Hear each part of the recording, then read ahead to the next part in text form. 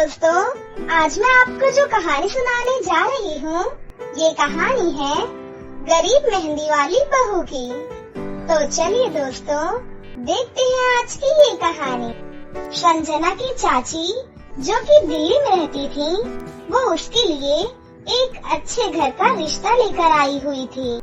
देखो भैया, मेरी इतनी जान पहचान तो नहीं है लड़के वालों से, पर इतना जरूर जानती हूँ कि आस पड़ोस में कहीं भी पूछोगे तो लोग अच्छा घर ही बताएंगे। ठीक है रीमा, अगर तुम कहती हो तो लड़के वालों को एक बार बुला लेते हैं और संजना भी लड़के को देख लेगी। संजना की बुआ लड़के वालों से अपने तरीके से बात कर लेती है और कुछ ही दिनों बाद संजना की शादी पुनीत नाम के लड़के से हो जाती है। पता नहीं इस काम वाली को छुट्टी लेकर के गांव अभी ही जाना था। उसे पता था कि शादी वाला घर है, नई नवेली दुल्हन आएगी तो घर में 100 काम होंगे। फिर भी बिना बताए गांव निकल गई। अब मैं दूसरी काम वाली इतनी जल्दी कहां से ढूंढूंगी? कांता, एक प्याली चाय दे दो तो बड़ी मेहरबानी होगी। सुबह से एक प्याली चाय भी नहीं मिली है। तुम्हें तो जब देखो चाय पीने की पड़ी रहती है। पता भी है एक बर्तन भी धुला हुआ नहीं है जिसमें तुम्हारे लिए चाय बना दूं। ढेरों बर्तन पड़े हुए हैं जूठे। माँ, मैं कॉलेज जा रही हूँ। अब तुम मुझे ये मत कहना कि मैं छुट्टी कर लूँ और तुम्हारे साथ घर का काम करवाऊँ। मेरा आज बहुत बड़ा प्रोजेक्ट सबमिट होना है, इसलिए मैं तो कोई काम नहीं कर सकती। ये लो, अब इसे भी अभी कॉलेज जाना था। अब मैं क्या करूं? कुछ समझ ही नहीं आ रहा। संजना की सास कांता अभी काम वाली को लेकर परेशानी हो रही थी कि तभी संजना कांता की सारी बातें सुन लेती है और रसोई में जाकर बर्तन धोने लगती है। अरे संजना बहू, तुम ये रसोई में क्या कर रही हो? हटो हटो हटो, ये झूठे बर्तन तुमसे थोड़ी ना धुलवाऊंगी। अभी तुम्हारे हाथों की मेहंदी तक नहीं उतरी है। माँ जी, आप परेशान मत हो, मैं थोड़ी देर में सारा काम निपटा दूंगी। आप अकेले इतना काम नहीं कर पाओगी। ठीक है, अगर तुम कहती हो तो मैं कोई और काम कर लेती हूँ। माँ, पड़ोस में किसी से पता करो, शायद कोई और काम वाली मिल जाए। मैंने पहले ही पूछा था, पर अभी किसी भी काम वाले के पास समय नहीं है। पुनीत काम पर चला जाता है। संजना सारे घर का काम करती है। अब तो रोजाना ही ऐसा ही होने लगा। काम वाली तो थी नहीं। संजना की नंद अंजलि सुबह होते ही कॉलेज निकल जाती और सास पैरों में दर्द के बहाने बिस्तर पर आराम करती। संजना तो मानो घर के काम में ही उलझ सी गई थी। एक शाम, माँ, तुम बिल्कुल सही बहू ढूंढ कर लाई हो। बेचारी गरीब घर की है, इसीलिए चुपचाप संस्कारी बहू की तरह घर का सारा काम कर लेती है। अगर कोई पैसे वाले घर की लड़की बहू बना कर ले आती तो वो पूरे घर को अपने इशारों पर नचाती और तुम और मैं बस दिन भर बर्तन ही घसते रह जाते। तभी तो मैंने इसकी बुआ को शादी के लिए हाँ कह दिया था। मुझे पता है ये गरीब घर की लड़कियाँ बड़ी सीधी सादी बहुएं साबित होती हैं। अब काम वाली गांव भाग गई। सोच, ये ना होती तो कौन काम करता? कांता, तुम दोनों माँ बेटी को तो संजना बहू का शुक्रगुजार होना चाहिए। बेचारी ने आते ही पूरा घर संभाल लिया। ऐसे ही दिन बीत रहे थे। संजना सभी घर वालों की देखभाल का पूरा ध्यान रखती थी। एक दिन, क्या हुआ पुनीत बेटा, तुम इतना परेशान क्यों हो? और आज तुम ऑफिस भी नहीं गए? पापा, मेरी नौकरी छूट गई है। कंपनी घाटे में चल रही थी, इसलिए उन्होंने मेरे जैसे बहुत से वर्कर्स को निकाल दिया। दिमाग खराब हो रहा है मेरा। गाड़ी की किस्त भरनी है, घर का लोन भी पूरा नहीं हुआ है, घर का खर्चा, अब सब कुछ कैसे होगा? कुछ समझ में नहीं आ रहा है। पुनीत बेटा, चिंता मत कर, अब कोई ना कोई रास्ता तो निकल ही आएगा। ज्यादा होगा तो कुछ दिनों के लिए मैं कोई काम कर लूँगा। पापा, मेरे होते हुए आप काम नहीं करोगे, मैं कुछ सोचता हूँ। पुनीत दूसरी नौकरी को लेकर परेशान था। उसे कोई काम नहीं मिल रहा था। घर में पैसों की तंगी भी शुरू हो गई। पुनीत ने अपनी गाड़ी बेच दी। घर के लोन को लेकर वो परेशान था। 15,000 रुपए की किस्त उसे भरनी थी। तभी, भैया, मेरी कॉलेज की फीस इस बार बहुत लेट हो गई है। मेरा आखिरी साल है। अगले महीने की 5 तारीख तक 12,000 रुपए फीस के भरने हैं। अच्छा ठीक है, मैं कुछ इंतजाम करता हूँ। तभी संजना अपने मन में ये सोचती है कि ऐसे खाली हाथ पर हाथ रखकर मैं नहीं बैठ सकती। घर में सभी बहुत परेशान हैं। मुझे कुछ करना होगा। पता नहीं मेरी सहेली रूपा ने बात कर ली कि नहीं। मेरे काम के लिए पूछती हूँ। हेलो रूपा, मैं संजना बोल रही हूँ। तूने बात की? फिर पार्लर में जगह खाली है क्या? हाँ, मैंने बात कर ली है। 12,000 रुपए महीना देंगी बबीता मैम। तू हाँ बोलती है तो मैं बात कर लेती हूँ। ठीक है, तू हाँ बोल दे। कम से कम कुछ तो पैसे आ जाएंगे। संजना पुनीत से पार्लर में मेहंदी लगाने की नौकरी की बात करती है। पहले तो वो मना करता है, पर संजना उसे समझाती है।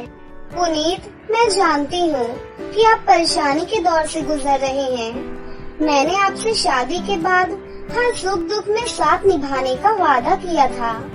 और आप परेशान मत हो, मैं घर और बाहर का काम एक साथ संभाल लूंगी। ठीक है संजना, तुम कल से पार्लर में नौकरी के लिए जा सकती हो। अगले दिन से संजना सारे घर के काम करने के साथ साथ पार्लर भी जाती और वहाँ पर पूरा दिन मेहंदी लगाने का काम करती और शाम के वक्त घर आती। संजना बहुत मेहनत कर रही थी ताकि वो अपने परिवार की मदद कर सके। संजना बहुत सुंदर मेहंदी लगाती थी। ये बात उसकी सास को तब पता चली जब उसने पार्लर में काम करना शुरू किया। संजना को पार्लर में काम करते हुए 1 महीना बीत चुका था। पार्लर की मालकिन बबीता भी संजना की मेहंदी लगाने के काम को देखकर बहुत ही ज्यादा खुश थी। संजना, तुम सचमुच बहुत मेहनती हो। पिछले 1 महीने में बहुत से कस्टमर तुम्हारी बहुत तारीफ कर रहे हैं और अपनी फैमिली फ्रेंड्स की शादी या सगाई के फंक्शन के लिए तुम्हें ही मेहंदी के लिए बुक करना चाहते हैं। और हाँ, ये लो तुम्हारी सैलरी 12,000 रुपए। बाकी ये तुमने ओवर टाइम भी शादी के सीजन में बहुत किया है, उसके 6,000 रुपए अलग से दे रही हूँ। Thank you ma'am, thank you so much. आपने मेरे काम की इतनी तारीफ की। मैं तो बस भगवान की कृपा से मेहनत से करती हूँ। संजना घर आ जाती है और 12,000 रुपए अंजलि के हाथ में रखती है। अंजलि, ये तुम्हारे कॉलेज की फीस के पैसे। तुम कल ही अपने कॉलेज की फीस जमा कर देना। भाभी, ये तो आपकी मेहनत की कमाई है। आप ये सारे पैसे मुझे दे रही हैं? नहीं भाभी। अंजलि, तुम मुझे अपनी भाभी कहती हो ना, और भाभी तो माँ सम्मान होती है। तो क्या तुम अपनी भाभी माँ के पैसे नहीं लोगी? तुम अपने भैया से भी तो पैसे लेती हो ना। तो मुझ में और तुम्हारे भैया में क्या फर्क है? मैं भी तो इस घर का हिस्सा हूँ, इसलिए ये पैसे रख लो। मुझे माफ कर दो भाभी, मैंने ना जाने आपके बारे में क्या क्या गलत सोचा।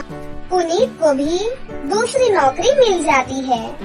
अब संजना और पुनीत दोनों मिलकर काम करते थे। कांता और अंजलि भी अब संजना के घर के काम में बहुत मदद करती थी। परिवार में खुशियाँ फिर से लौट आई थी और सभी हंसी खुशी मिलकर रहने लगे थे। मीना, ओ मीना, चल तो जल्दी से आटा गूंथ दे, मैं फटाफट रोटियां सेक दूंगी। नहीं माँ, मैं नहीं गूंथ पाऊंगी, मैंने मेहंदी लगा ली है हाथों पर। क्या सुबह सुबह तू फिर मेहंदी लगाकर बैठ गई? बड़ी मक्कार है सच में। काम में मदद न करनी पड़े इसीलिए जब देखो मेहंदी लगाकर बैठ जाती है। चल जल्दी से हाथ धोकर आ मेरे पास, मुझे काम पर जाने के लिए देर हो रही है। माँ बस आज कर लो ना, देखो ना मैंने कितनी मेहनत से कितना सुंदर डिजाइन बनाया है। लेकिन जैसे ही उसकी नजर मीना के हाथों पर पड़ती है, उसका गुस्सा पल भर में गायब हो जाता है और वो मीना से कहती है, अरे वाह मीना, तूने तो बड़ी सुंदर मेहंदी लगाई है। हाँ माँ, वो शांति दीदी ने मुझे एक किताब दी थी कल, उसमें बड़ी सुंदर सुंदर डिजाइन बने हैं, बस उसी में से देखकर लगाई है मैंने। सुंदर है ना? हाँ हाँ बहुत सुंदर है। अरे लेकिन मुझे तो, ओफो, फिर लगा लिया ना तूने बातों में, पहले से ही देर हो रही है, ऊपर से तू भी मेहंदी लगाकर महारानी जैसे बैठ गई है। माँ तुम इतना परेशान क्यों होती हो? 1-2 घंटे में जब मेरी मेहंदी सूख जाएगी तो मैं घर के सारे काम कर दूंगी। मीना की बात मानकर कावेरी काम पर चली जाती है। वो एक बड़ी सोसाइटी के घरों में काम करती थी और इसी काम से कावेरी और मीना का गुजारा चलता था। कावेरी के पति की कई साल पहले एक सड़क हादसे में मौत हो गई थी। तब से कावेरी पर ही सारी जिम्मेदारी थी। मीना भी घर के कामों में उसका पूरा हाथ बटाती थी। मीना को मेहंदी लगाना बहुत पसंद था। उसने अपने घर के पीछे मेहंदी के कई सारे पौधे लगा रखे थे, जिनका वो बहुत ख्याल रखती थी। वो अपने हाथों से मेहंदी के पत्तों को पीसकर अपने हाथों में लगाने के लिए तैयार करती थी। फिर एक दिन, मीना हमें इस जगह पर थोड़ी मोड़ी खेती कर लेनी चाहिए, ये मेहंदी के पौधे से कुछ कमाई थोड़ी ही हो रही है, खेती कर लेंगे तो कुछ पैसे ही बन जाएंगे। नहीं माँ, मेरे मेहंदी के पौधों को हाथ भी मत लगाना, बाजार से मेहंदी खरीदने के तो पैसे हैं नहीं हमारे पास, अब इन्हें तो रहने दो। ये कहते हुए मीना की आंखों में आंसू थे। कावेरी उसके सर पर हाथ रखते हुए कहती है, मीना मैं जानती हूँ तुझे मेहंदी लगाना बहुत अच्छा लगता है, लेकिन बेटा अपनी हालत तो तुझे पता ही है ना, मैं कितनी मुश्किल से।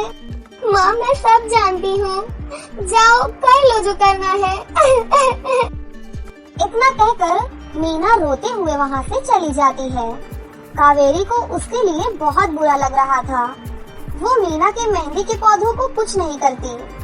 ऐसे ही कई दिन गुजर जाते हैं। ज्यादा काम करने की वजह से कावेरी की तबीयत खराब रहने लगी। वो बहुत जल्दी जल्दी बीमार पड़ने लगी। तो मीना ने उससे कहा, माँ तुम रहने दो, तुम्हें बुखार है, रात भर सोई नहीं हो, मैं चली जाती हूँ काम पर। नहीं मीना, तू कैसे? ना नहीं, मैं ठीक हूँ, मैं जाती हूँ। कावेरी जैसे ही उठकर चलने की कोशिश करती है, अचानक उसे चक्कर आ जाते हैं।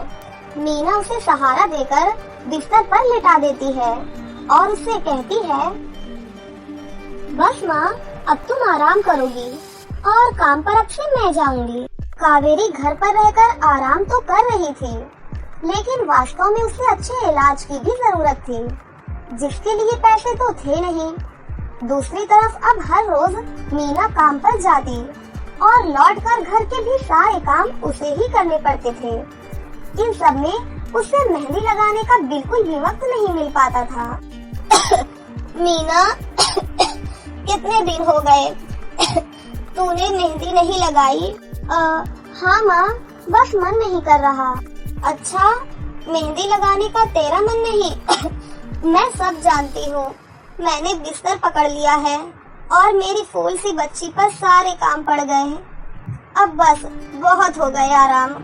मीना जा, तू जाकर मेहंदी लगा ले, आज मैं जाऊंगी काम पर। नहीं माँ, तुम कहीं नहीं जाओगी, मैं कर लूंगी सब, और मैं सच बोल रही हूँ, मैं बड़ी हो गई हूँ, ये मेहंदी का मुझे शौक नहीं। इतना कहकर मीना काम पर जाने के लिए घर से निकल जाती है। कावेरी की आंखों में आंसू आ जाते हैं। मीना सोसाइटी के कई घरों में काम करती थी। उन्हीं में से एक घर आरती का भी था। उसके घर पर तीज का त्योहार बड़ी धूमधाम से मनाया जाता था। तीज की तैयारियों में मीना भी मदद कर रही थी। इसी बीच, अरे ऐसे कैसे? मैंने सारे रिश्तेदारों को बुला लिया है, मेरी सारी फ्रेंड भी आने वाली हैं। मैं उन्हें क्या कहूँगी? फोन पर काफी देर बहस करने के बाद आरती फोन रख देती है। उन्हें उदास देखकर मीना उनसे पूछती है, क्या हुआ मैडम जी, आप कुछ परेशान लग रही हो। हाँ मीना, बड़ी मुसीबत हो गई। कल तीज का फंक्शन है, मैंने सबको मेहंदी लगवाने के लिए यही बुला लिया है और आखिरी मौके पर ये पार्लर वाली धोखा दे गई। कह रही है कल नहीं आ पाएगी। अब क्या होगा, इतनी जल्दी कौन तैयार होगा सबको मेहंदी लगाने के लिए। मैडम जी, वैसे मैं भी ठीक ठाक मेहंदी लगा लेती हूँ। अरे हाँ, कावेरी ने मुझे बताया तो था एक बार कि तुझे मेहंदी लगाने का बहुत शौक है। वैसे मुझे तो कोई परेशानी नहीं है, तू देख ले बेटा, बहुत सारे हाथ लगाने होंगे और मेहंदी बढ़िया लगनी चाहिए सबको। आप बिल्कुल चिंता मत करिए मैडम जी, मैं सब अच्छे से करूँगी। बहुत दिनों बाद मीना के चेहरे पर खुशी थी। उसने घर पहुंचते ही मेहंदी के खूब सारे पत्ते तोड़कर पत्थर पर पीसना शुरू कर दिया। ये देखकर कावेरी ने मीना से कहा, अरे मीना, शाम हो गई है, अब मेहंदी मत लगा, मौसम भी ठंडा है बेटा। ये मैं अपने लिए नहीं पीस रही हूँ माँ, वो 5वें फ्लोर वाली मैडम जी है ना, कल उनके यहाँ लगाना है। अच्छा बेटा, पर ध्यान से बेटा, वो बड़े लोग हैं, कोई गलती ना हो जाए। माँ तुम बिल्कुल चिंता मत करो, मेहंदी लगाने में मुझसे कभी कोई गलती हो ही नहीं सकती। मीना खूब सारी मेहंदी तैयार करके अगले दिन आरती के घर पहुँच जाती है। वो अपनी मेहंदी को फोन में भरने लगती है कि तभी आरती की एक फ्रेंड आरती से, आरती ये किसे बुला लिया तुमने? मैंने जिस पार्लर का नंबर दिया था, तुमने उससे बात नहीं हुई क्या? हुई तो थी, लेकिन उसने आखिरी वक्त पर मना कर दिया। तुम बिल्कुल चिंता मत करो, ये मीना है, मेरी हाउसमेट है ना कावेरी, ये उसी की बेटी है, बहुत अच्छी मेहंदी लगाती है ये। ओफो आरती, तुम भी ना, पार्लर की बात अलग होती है, उन लोग का मटेरियल ब्रांडेड होता है, मेहंदी के रचने की गारंटी मिलती है वहाँ से। और इसकी मेहंदी तो मुझे कुछ समझ नहीं आ रही, इस पर तो कोई लेबल तक नहीं है, अगर कुछ गलत रिएक्शन हो गया हाथों पर तो। आप बिल्कुल चिंता मत कीजिए मैडम जी, ये मेहंदी मैंने खुद पीस कर तैयार की है, मेरे पास बहुत सारे मेहंदी के पौधे हैं, इसमें कुछ भी ऐसा नहीं है जो आपके हाथों को नुकसान दे। ना भाई ना, सॉरी आरती, बट मैं अपने हाथों को लेकर कोई रिस्क नहीं ले सकती। तुम सब लगवाओ, मैं तो पार्लर जाकर ही लगवाऊंगी। इतना कहकर आरती की दोस्त शालिनी वहाँ से चली जाती है। आरती मीना को इशारा देकर काम शुरू करने को कहती है। अरे वाह, मानना पड़ेगा, इस बच्ची ने कमाल की मेहंदी लगाई है। मुझे तो नहीं लगता कि इस मेहंदी का वैसा रंग आएगा जैसा पार्लर वाली मेहंदी का आता है। अब बस भी करो शालिनी, मेहंदी कैसी रचेगी ये कल तक पता चल ही जाएगा ना। बच्ची है, उसे इस तरह डराओ तो मत। अरे मुझे क्या, मेरे हाथ कौन सा खराब होने वाले हैं, तुम ही लोग लगाओ और तुम ही भुगतो। शालिनी गुस्से में वहाँ से चली जाती है। उसे पूरा यकीन था कि मीना की मेहंदी रचेगी नहीं, साथ ही हाथों पर उसका गलत रिएक्शन भी हो सकता है, लेकिन जो हुआ वो इससे बिल्कुल अलग। अगले दिन मीना के घर पर, अरे मैडम जी आप यहाँ, आपने तो आज काम पर आने के लिए मना किया था ना, मैं इसीलिए नहीं आई। हाँ हाँ, कल तुम कितना थक गई थी, इसीलिए मैंने आने को मना किया। मैं यहाँ तुम्हें काम पर बुलाने नहीं, बल्कि किसी और काम से आई हूँ, अंदर नहीं बुलाओगी? अरे माफ कीजिए मैडम जी, आइए अंदर आइए। आरती को देखकर कावेरी भी बिस्तर से उठकर खड़ी हो जाती है। आरती के साथ उसकी दोस्त शालिनी भी थी। मीना उन दोनों को पानी देते हुए कहती है, ये लीजिए मैडम जी, मेहंदी तो ठीक से रची ना मैडम जी? ये तुम्हें मैं नहीं बल्कि शालिनी बताएगी। फिर शालिनी अपने हाथ मीना की तरफ बढ़ा देती है। उसके हाथों पर कई जगह छाले पड़े हुए थे। ये देखकर मीना उससे कहती है, अरे ये क्या हुआ मैडम जी? मैंने तुमसे मेहंदी नहीं लगवाई, उल्टा तुम्हारा अपमान करती रही, उसी की सजा मिली है मुझे। मैंने सबसे महंगे वाले पार्लर में जाकर मेहंदी लगवाई। मैंने उनसे जोर देकर कहा कि मेहंदी का रंग बहुत बढ़िया आना चाहिए। इस चक्कर में उन्होंने पता नहीं क्या क्या मिला दिया मेहंदी में, और मेरे हाथों का ये हाल हो गया। और दूसरी तरफ तुम्हारी मेहंदी जिसने भी लगवाई उसके हाथों की रंगत ही अलग है। देखो आरती के हाथ देखो जरा। आरती ने अपने हाथ आगे बढ़ा दिए, जिन पर मीना के हाथों से लगी मेहंदी का बहुत ही अच्छा रंग चढ़ा था। फिर आरती कावेरी के पास जाकर उससे बोली, बस कावेरी, ये झाड़ू पोछा और बर्तन बहुत करवा लिए तुमने मीना से। ये अब वो काम करेगी जो इसे करना चाहिए। जी क्या मतलब मैडम जी? ये अब मेहंदी लगाएगी सबके हाथों पर। हमारी एक दोस्त का अपना ब्यूटी पार्लर है, उसे मीना का काम और उसकी मेहंदी की क्वालिटी बहुत अच्छी लगी। वो मीना को अपने यहाँ काम देना चाहती है। अच्छे पैसे भी देगी वो मीना को, और तो और वहाँ रहकर मीना पार्लर के दूसरे काम भी सीख पाएगी।